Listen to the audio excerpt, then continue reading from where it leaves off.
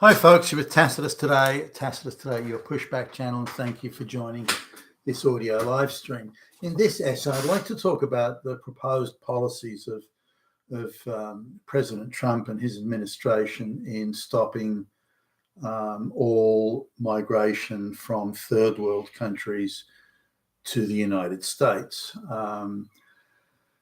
Now, this is getting, as you can imagine, the globalist-funded leftist outrage machine has got their memorandum, and they're clicking into gear and ginning it all up with this fake outrage of it's fascist, Nazi, and racist, and the normal stuff. But let's just have a look at it now. Mass migration around the entire Western world, which again is globalist orchestrated and done without the consent of the people. It's being forced on the people without their consent.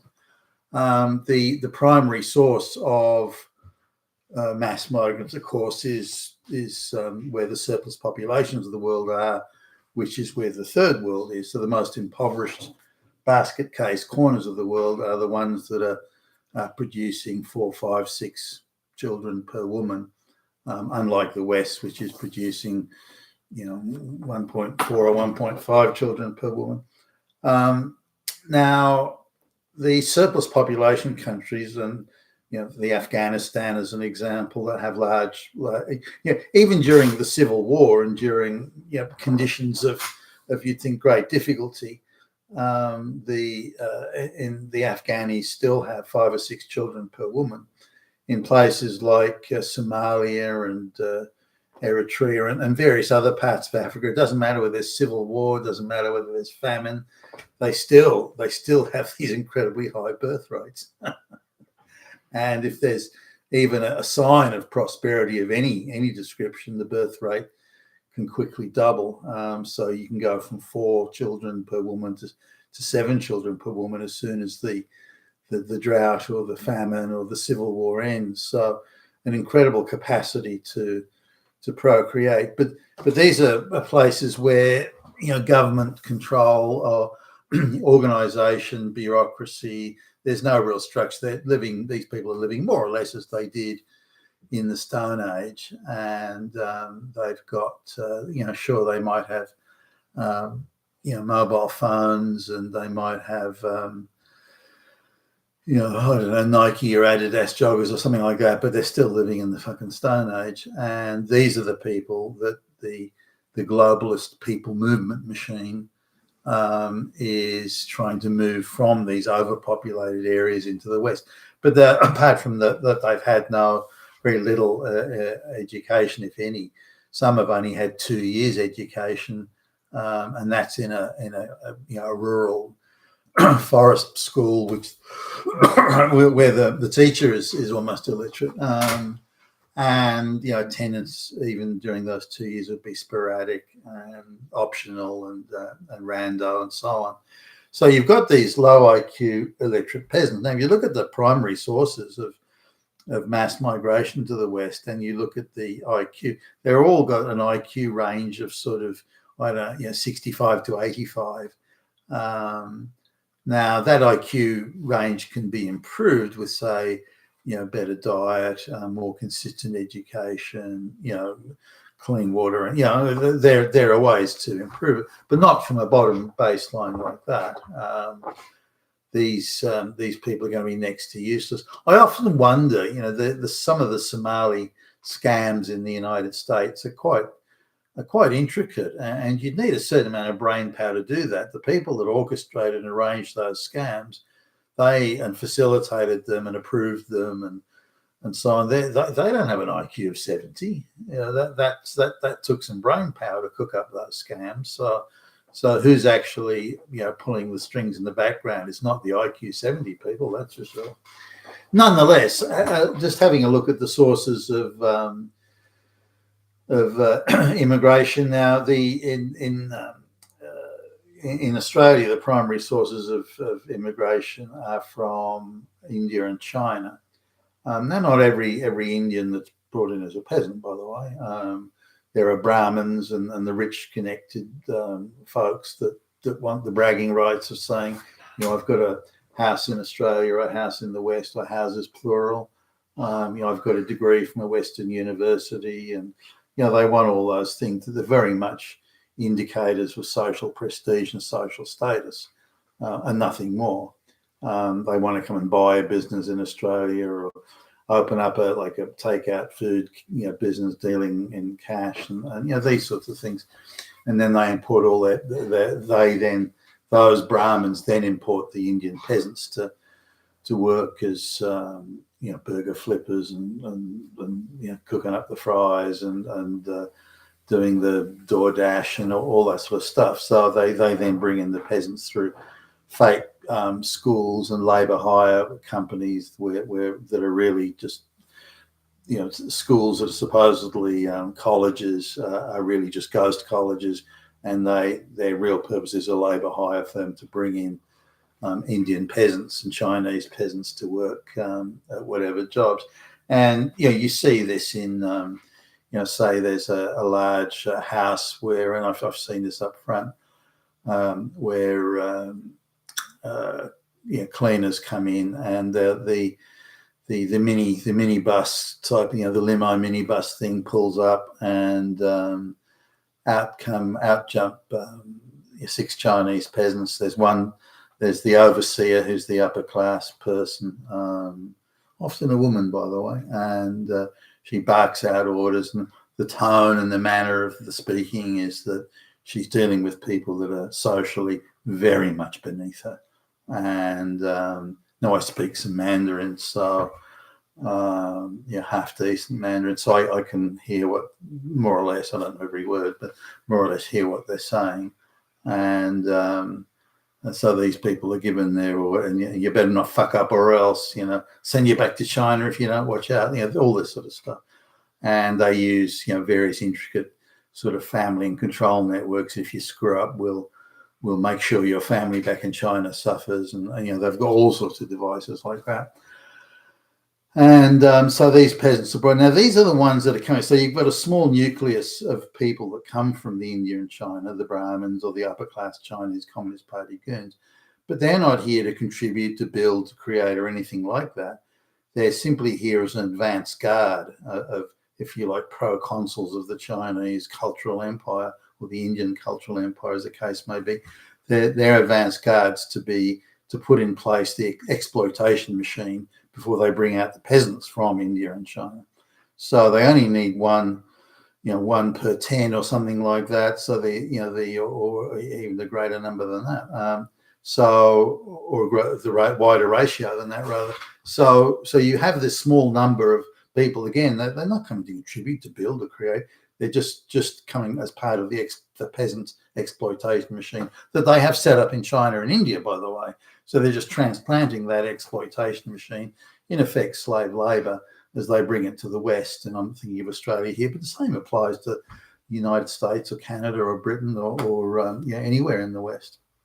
So that's the primary structure of migrant intake. And then there's vast numbers of people, not so much from Africa when it comes to Australia, but other places like the Philippines. But the same thing exists. The upper class exploiter comes in to set up all the fake labour hire and the fake colleges and the fake whatever else, and then they bring the peasants out under various schemes of saying they're skilled labour. They often get around the actual skilled labour thing, saying that the person that they needs to be able to speak a certain dialect of Mandarin, a dialect of Filipino, or a dialect of Indian, and so on. And so, well, I can't find the person here in Australia, so we have to import them. And they get some raving idiot in the migration department to say, "Oh yeah, that's okay. Okay, you bring out some illiterate peasants to Australia. No, that's okay with us." And so that's really what the mass migration machine is. I'm talking about legal migration here. Illegal migration is a separate issue, but in the legal migration side of things, that's how it's done. That's how it happens, and why 500,000 migrants are being brought into Australia. Very few of whom speak English or have any qualifications. Now, for various sort of studies that were done, how many of the mass migration intake to Australia, and this was when Australia's mass migration intake was half of what it is today, but how many are viable, economically viable? Now, if you like, the criteria, as best I understand it, the criteria for economic viability was, do they speak English? And this is English to senior, minimum of senior high school level. Do they speak English? Do they have recognised qualifications? These qualifications could be, well, any sort of universally accredited university qualification. It could be in medicine or either engineering or whatever. Do they have that? Or and it was also accepted, do they have a universally accredited, say, trade? Maybe they're an electrician or something like that, carpenter or whatever. So, and are those skills, is there a demand for carpenters, or is there a demand for mechanical engineers or something like that, rocket engineers? Is there a demand for that, a requirement for that in the country? In which case, or there could be other trades like stonemasonry, for example. But is there a demand for that? If there is, then that person is deemed as economically viable, particularly if they're sponsored as well. Now, a lot of the sponsorships that occur are Indian takeout food places sponsoring, the burger flipper, the peasant burger flipper, the illiterate peasant burger flipper to come out from India. That's not a fucking, that's not economically viable, for goodness sakes. Those people are being paid peasant slave wages, and the only way that the business can be made viable or profitable, the takeout food, the Indian takeout, the only way it's made is by use of this slave labour. Now, that means the business isn't viable. If they had to pay a proper legal wage, the business would fold. It wouldn't last 5 minutes. So the idea that you've got tens of thousands of these businesses all over Australia that are non-viable, that are only kept alive by the mass influx of illiterate peasant slave labour, that in itself is a huge problem to consider. But coming back to the United States, which has the same problems, by the way, it's not unique to Australia. Whereas the main influx of people to the United States may be from Latin America, but also a lot of Indians and Chinese and others coming in, Africans and so on, Caribbeans and the like. So this influx of low IQ, illiterate peasants, whether it's they're being brought in under the auspices of supposed education, doing a university course or something. Again, that's bullshit, because if they come from like a wealthy Brahmin, or most of the wealthy Brahmins would speak English, by the way, but if they come from wealthy Chinese Communist Party goons, or they may not speak English, as far as they're concerned, coming from a very corrupt society, as far as they're concerned, when they've paid the university fee, they've paid for that bit of paper. They haven't paid to attend a rigorous, august, top-of-the-range university, which would be very prestigious if you work hard, bust your ass and get the degree, and you're bright enough to get it. No. I give you the fucking money, you give me the fucking bit of paper. That's how they see it. And therefore, universities in the West have been subverted and bastardized into just being paper issuing mills without any rigorous education at all. But of the total migrant intake, about between 3 and 5% are viable.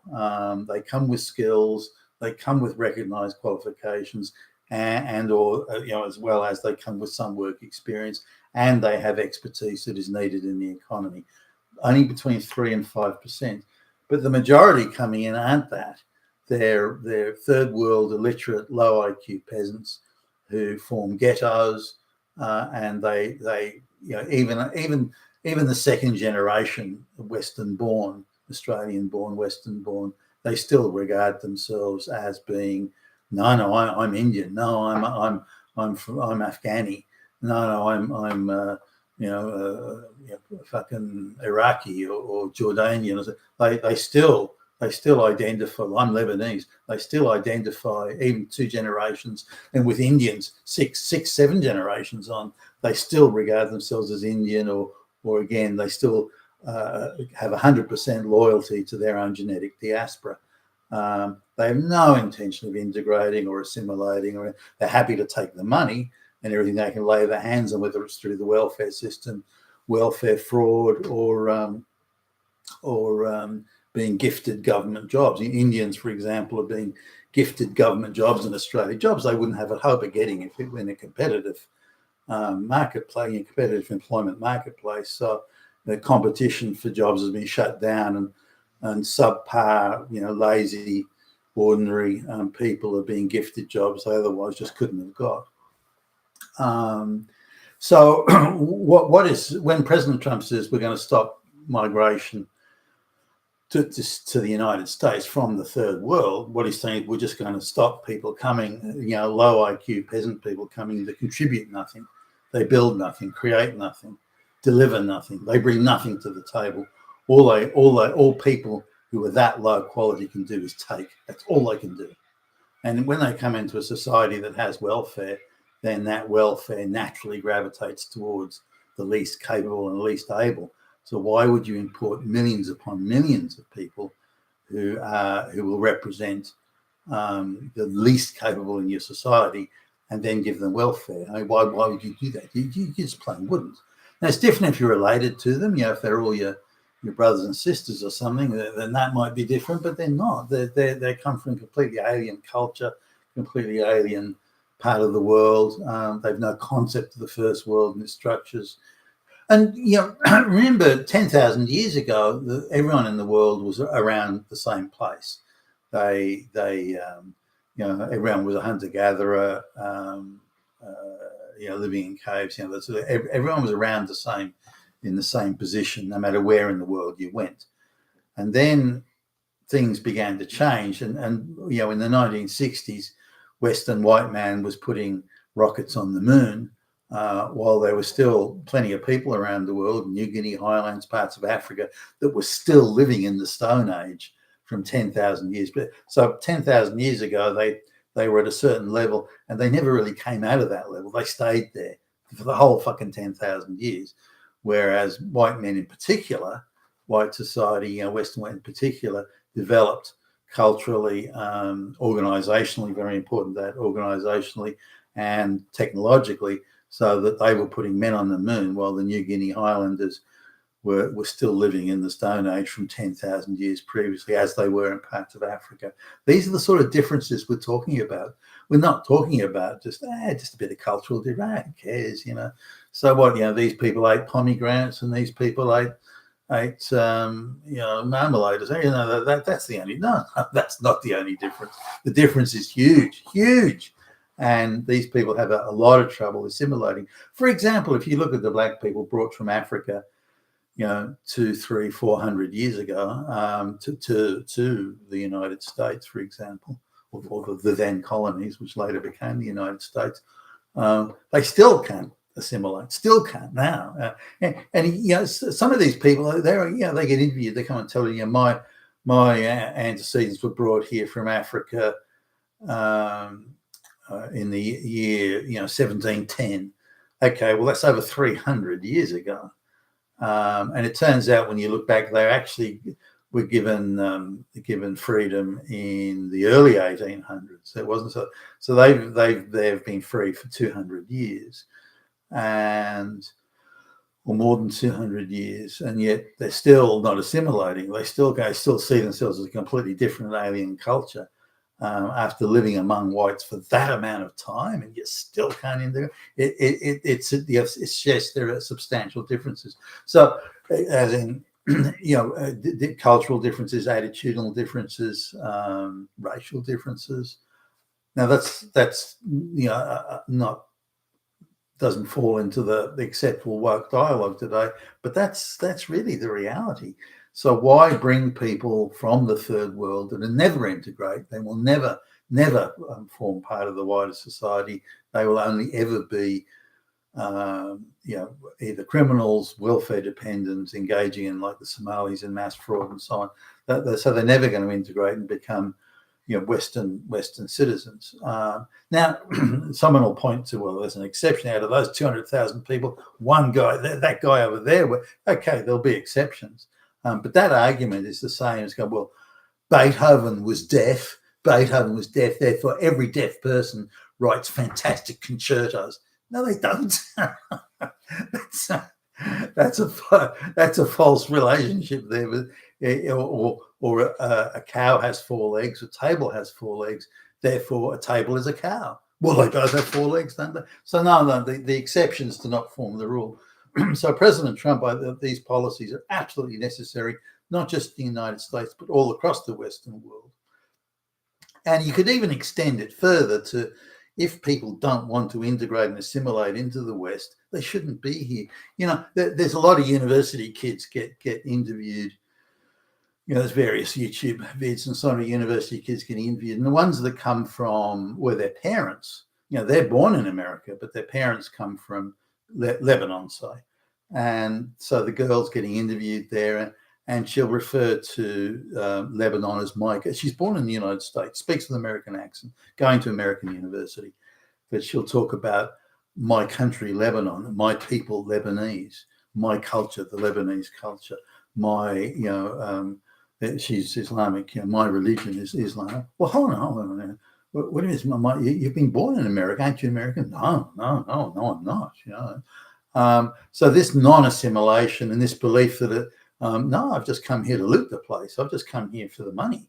Now, they readily accept, as many Indians do, look, you know, Australia is, or the West, it's cleaner, it's better organised, it's better services, it's better, you know, tick down the list. But I know I'm Indian. My culture is superior.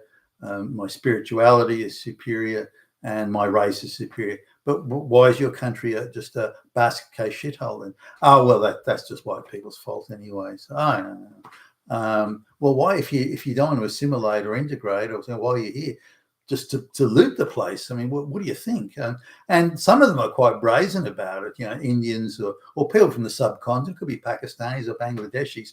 Hey, I'm not here because I want to be. I'm just here to loot the fucking place. You know, so this is very much the attitude, the third world attitude, and President Trump's policy of stopping all immigration from the third world is paramount, and maybe goes some way to stopping or the globalist-driven determination of the West to commit absolute cultural and societal suicide.